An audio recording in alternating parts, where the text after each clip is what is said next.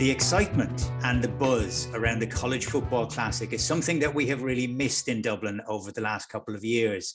There is going to be a 5-year run of games though, and it's all kicking off this summer, 27th of August in the Aviva Stadium. The tickets go on general sale to the public at 9 o'clock this Friday morning. We're joined now by Brendan Meehan, one of the chief organisers behind the College Football Classic. Brendan, you're sitting there in the coach's box in the Aviva Stadium. Tell us a little bit about how the buzz is building already for this year.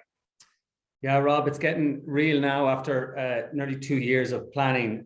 So this week alone, we had Nebraska, or Northwestern in town on Monday and Tuesday.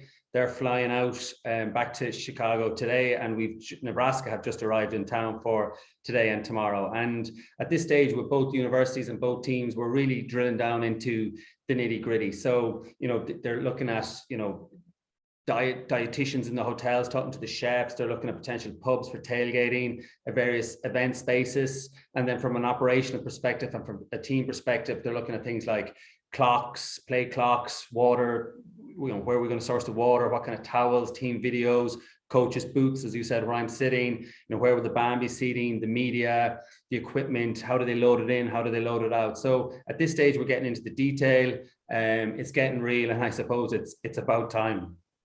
And we spoke with Coach Pat Fitzgerald from Northwestern yesterday. He's got plenty of Irish connections. There will, of course, be Irish connections littered across both of the team for the Cornhuskers and for Northwestern. How has it been received in America? Because the world has been in a difficult place since the tickets originally went on sale, and when the decision was taken that they would be playing their home game, a couple of thousand kilometres away in Dublin. 2022 is going to prove to be a bit of a challenge in terms of ticket sales and filling the stadium. When we originally, as I talked to you before about, we're more of a tourism proposition than a sporting proposition, and our model is built on 20,000 Americans and 5,000 Europeans coming in for any game. Notre Dame being the exception there, not the rule. We can talk about that in a while.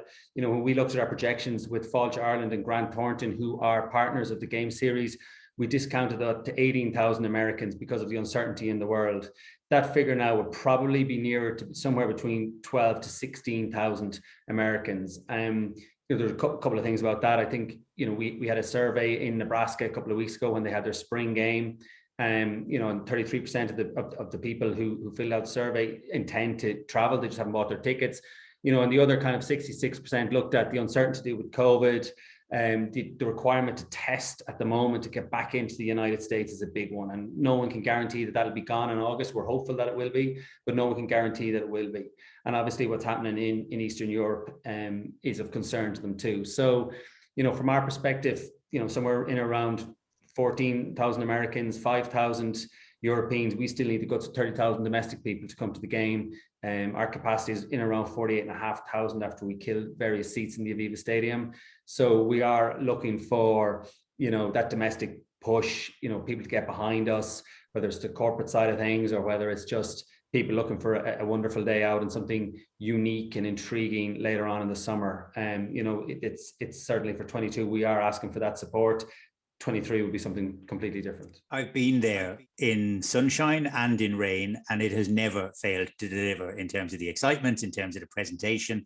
And of course, this year as well, unlike when the original game was scheduled for 2020, which is going to be on the same weekend as the All-Ireland football final across the road in Croke Park, well, big long road. But this year, you're going to have free run at it. So the GAA championships will all be done and dusted by the end of July. And then in terms of that big sporting occasion for August, this is the potential to really catch hold of people's imagination. Yeah, and that's something that we really focus on. So this is a Northwestern home game. So one of the key elements over the last couple of days working with the Aviva Stadium and the contractors within the Aviva Stadium is bringing that Northwestern home game atmosphere and production and in-stadium production to the Aviva Stadium. So we want to bring that. We will, as you said, externally, we will have the pep rallies, we will have the tailgating, we will have the parades, we'll have the cheerleaders over, the marching bands, and then in stadium, we will have the halftime show. We will bring the US production. Again, the bands will play, the cheerleaders will be here. So that's hugely important to us, to bring the game day experience, which is no one does it better than the Americans to bring that to Ireland. And as a Northwestern home game, you know, their stadium is called Ryan Field, and the way they look at this is Ryan Field on tour, and that's something that is hugely important to us, that, you know, Ryan Field does come on tour. It's purple, it's red, and you know, our Irish audience experience that wonderful US sporting in-stadium production there. So it is going to be bigger, better, brighter, and flashier than ever before. You mentioned there about the fact of this being a real experience, the social side of it. So if we do have 14 or 15,000 people coming over from America, they'll be wandering through the streets of Dublin, they'll be partying, the atmosphere will be hopping and buzzing. Tell us a little bit about the pep rally and the tailgating. And from our audience's point of view, we're a corporate audience. Is there a way for businesses to actually sort of, you know, become partners with you in terms of capturing that experience and delivering it to their own customers? There are, and like what we're looking to do, and we're working very closely with Dublin City Council, who are wonderful partners of ours, is deciding this week in conjunction with both universities where the pep rallies will take place. We are close to announcing a partner for the tailgates, and we will be activating in conjunction with our partner where those tailgates will be, what pubs will be activated, and what that will look like. But certainly, you know, activating the city, having fan zones, having specific Nebraska pubs, having specific Northwestern pubs, that's all hugely important. You know, we, over the next 6 to 8 weeks, we will be announcing 3 new partnerships, 3 new corporate partnerships. And, you know, we are for intents and purposes, a PPP, and without the backing of the Major Events Division, Fáilte Ireland, Tourism Ireland, Dublin City Council, and the private backing with our Lingus, who've been so loyal to us despite what they've gone through, and our other private backers, this wouldn't be possible. So there are still opportunities. We're talking to a couple of people about a potential pep rally partner, and certainly we'd love to talk to other corporates about it. But another way that we have had success for this game is the whole kind of group ticketing initiative. And this is where, you know, larger corporates who didn't have the Christmas party last December because they were cancelled, or they haven't been together in a while, or they're looking at getting the staff or the social and sporting teams within their organizations together. You know, we're having success where they're buying group tickets. So whether it's 50 tickets, or whether it's 250 tickets, or whether it's 500 tickets, or whatever amount of tickets it is, we can group them together in the stadium. There's a social, there's a community aspect of that. In some cases, there's a charitable aspect.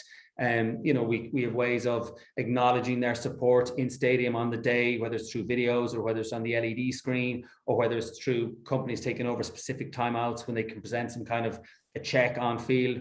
Or indeed, we even have one partner looking to get a couple of the American football players decked out in their gear and down to talk to an inner city charity that they're working with about inclusion in sport and kids staying involved in sport and what can come out of that. So there are loads of different ways to get involved and to show support. And I suppose it's not the traditional or the conventional marketing or sponsorship role. It's a cross between marketing, business development, HR, and rewarding staff, rewarding employees that mightn't have been together for a while. So we are seeing success along those lines. I want to finish out our conversation on that basis. You've had a tagline throughout since the beginning of this that it was much more than a game. And I was privileged enough to be in the room in the Mansion House when Muhtar Kent, at the time the chairman and CEO of Coca-Cola, spoke to an audience the likes of which I'd never been in the company of before. This was CEOs, presidents, C-suite executives from some of the biggest companies in the world that had traveled over from the United States and that were coming out from Ireland as well. It was a room which was just crackling with the atmosphere. Have you got something similar planned for this year that people can look at and think, that's the party that I want to be at in 2022? Yeah, so from a cultural, a business, an academic, and educational perspective, all hugely important to us. The highlight might be the Business Networking Ireland US CEO Club. So this is a club that we have lucky enough to have 8 partners on board to deliver this. Grant Thornton, Glen Dimplex, IDA Ireland, Enterprise Ireland, Kerry Group, Cisco, Horizon Pharmaceuticals, and Aon. So 8 big, strong, powerful names. They will deliver the Ireland US CEO Club, which we are trying to make relevant all year round, Rob. We want this to be an event and a club that people want to be part of during game week. You're right, the Ireland US CEO Club lunch will take place in the Mansion House on the Friday before the game. It'll be made up of in around 200 Irish CEOs and traveling CEOs and C-suite executives from Northwestern University in Nebraska. We're delighted to announce that Gwen Shotwell, the president of SpaceX, will deliver the keynote speech at that event. She is a graduate of Northwestern University, and the dean of the Kellogg School of Management at Northwestern University will interview Pat Ryan, the founder of Aon Insurance, and his great friend, Martin Nocton, the founder of Glen Dimplex. So it promises to be a very intriguing, interesting, prestigious and unique event. And again, you know, the idea there is that these people will meet and drive on, and you never know what kind of connections or networks will develop from them. That really is the hottest ticket in town. They always say that you should shoot for the moon. Well, you've got Elon Musk's right-hand woman from SpaceX to actually come and talk to us here in Dublin as well. Of course, she's a Northwestern graduate as well, so hence the connection. It's all about connections. It has been a great pleasure, as always, to talk to you, and I'm sure that we will be doing it again plenty of times over the summer. But for the moment, Brendan Meehan from the College Football Classic. Tickets go on sale on Friday morning, 9 o'clock at ticketmaster.ie, and look at collegefootballireland.ie for all of the details around it. But it really does. This promises to be a major highlight of the summer.